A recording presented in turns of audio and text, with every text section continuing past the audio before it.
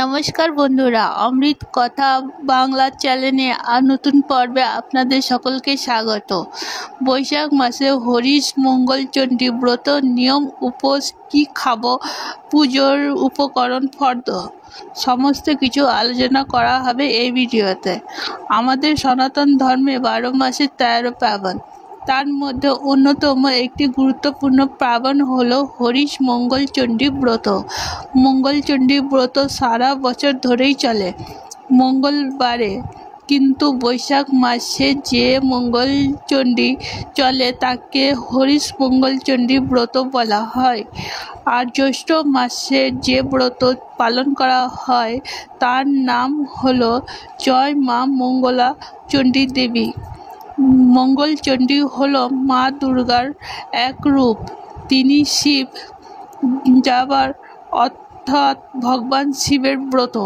মূলত মা মঙ্গলচণ্ডী পুজোর ঘটে বা পটেও হয়। বর্তমান সময়ে অনেকবার বাড়িতেই মূর্তিতে ও পুজো করা হয়ে থাকে।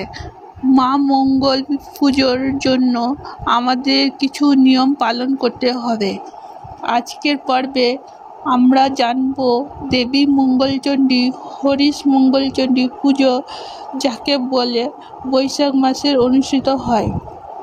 এই পুজো আমাদের কিভাবে করব, এর ব্রত কথার জন্য আমাদের কি কি উপকরণের প্রয়োজন হবে, কিভাবে ব্রত করতে হবে এবং এই দিনে আমরা কি খাবো আর কি খাবো না, উপোস করলে কিভাবে চলতে হবে, সম্পূর্ণ তথ্য পেতে যাব আজকের এই ভিডিওতে। আসুন জেনে নেওয়া যাক। হরিশ মঙ্গলচণ্ডী ব্রত শুরু হবে বৈশাখ মাসে প্রথম মঙ্গলবারে। অনেকেই বৈশাখ মাস জুড়ে যতগুলি মঙ্গলবার পরে প্রত্যেকটি মঙ্গলবার একবারে ব্রত পালন করে। আবার অনেকে আছে মঙ্গলবার প্রথম মঙ্গলবার এবং শেষ মঙ্গলবারটাও পালন করে থাকে। যাদের যেমন অবস্থা, যাদের যেমন রুল, তারা সেরকম হিসাবেই ব্রত পালন করে থাকে। মঙ্গলচণ্ডী ব্রত করার জন্য আমাদের অন্য ব্রতের কিছু সাধারণ নিয়ম থেকে মেনে চলতেই হবে। যেমন যত পর্যন্ত আমরা পুজো সম্পূর্ণ না করছি উপোস থাকতে হবে।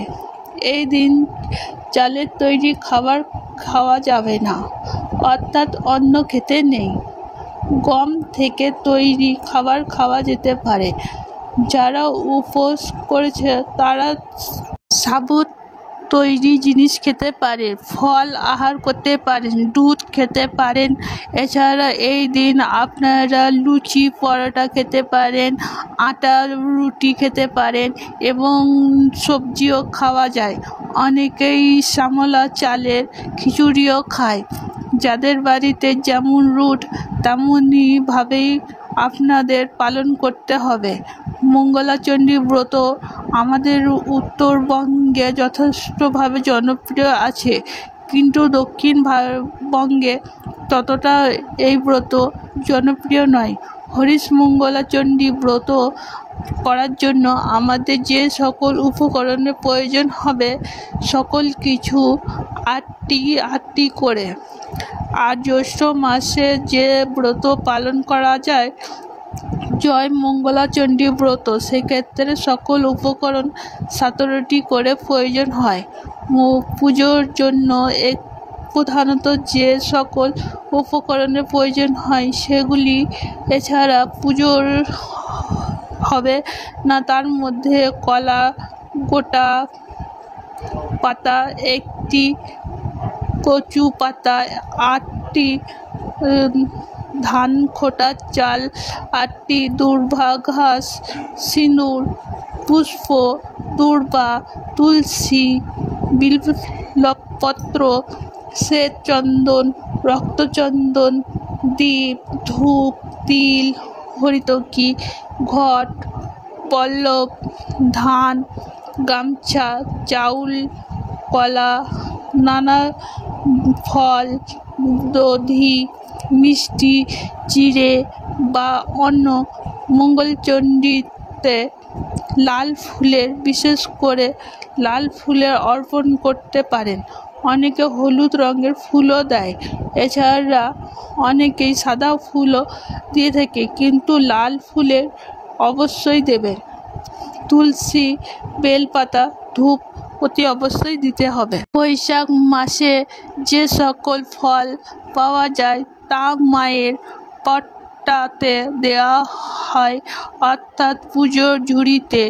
এই সব ফলের মধ্যে তরমুজ অন্যতম প্রধান একটি ফল। কলা দেওয়া হয়। আপেল, নাশপাতি এই সব মৌসুমি ফল দিতে পারেন। আম 5 রকমের ফল অতি অবশ্যই দেবেন।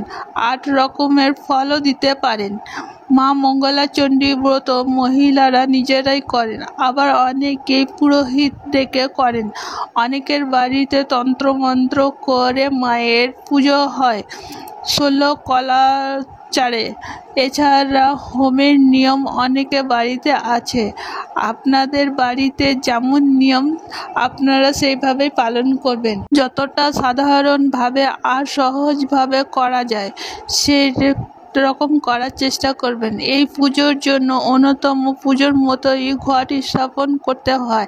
ঘট স্থাপনের জন্য আলপনা দিন। একটি পদ্ম আঁকতে হবে, তার মাঝখানে যতগুলি ধান ছড়িয়ে তার ওপরে ঘট বসাতে হবে। এই ঘটের বলে মা মঙ্গলা চণ্ডীর ঘট।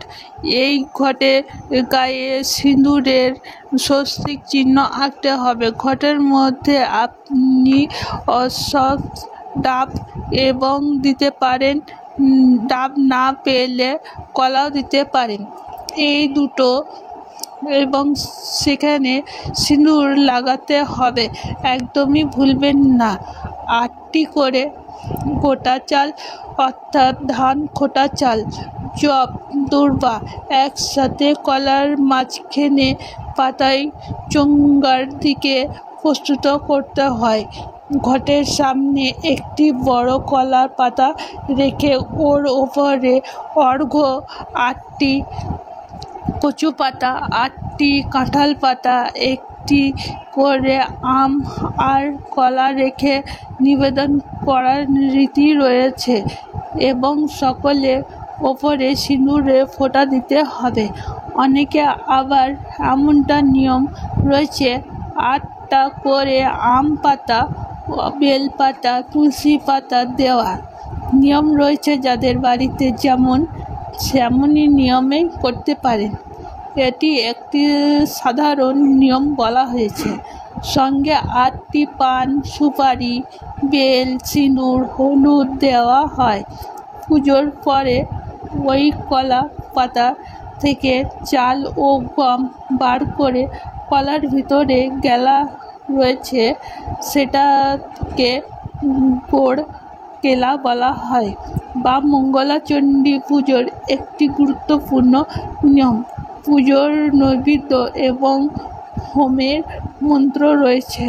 নানা ধরনের বৈচিত্র্য। মা মঙ্গলা চণ্ডী পুজোর প্রধান প্রসাদই হলো চিড়ে, খই, দই, আম, কলা একসঙ্গে ফলাহার। এছাড়া লিচু, কাঁঠাল। গ্রীষ্মকালে যে সকল ফসল পাওয়া যায় মা মঙ্গলা চণ্ডীর প্রথমের দিন, তারপরে আপনারা সকলেই গ্রহণ করবেন। দিনের বেলায় মা মঙ্গলা চণ্ডীর পুজোর শেষে আপনারা প্রসাদ গ্রহণ করবেন। ব্রত কথা পাঠ করতে পারেন, তারপর আহার গ্রহণ করবেন। আহার রাতের বেলা গ্রহণ করতে পারেন। এক্ষেত্রে অন্য ব্রতের মতো একবারই অন্ন গ্রহণ করতে পারেন। পুজোর পর আপনি দুপুরে খেতে পারেন, না হলে আবার রাতেরও খেতে পারেন, কিন্তু সকল ক্ষেত্রে নিরামিষ খাবারই খেতে হবে। এই দিন ভাত, চাল, ডাল এ ধরনের খাবার খাওয়া যায় না। রুটি, পরোটা খেয়ে আপনাকে থাকতে হবে। আজকের ভিডিওটি এ পর্যন্তই। ভিডিওটি ভালো লেগে থাকলে অতি অবশ্যই একটি লাইক করে দেবেন, চ্যানেলকে সাবস্ক্রাইব করে দেবেন, ধার্মিক হয়ে নোটিফিকেশন ঘন্টাটি বাজিয়ে দেবেন, কমেন্ট করে জানাবেন ভিডিওটি কেমন লেগেছে এবং প্রত্যেকে শেয়ার করে দেবেন। আপনারা সকলে সুস্থ থাকুন, ভালো থাকুন। নমস্কার বন্ধুরা।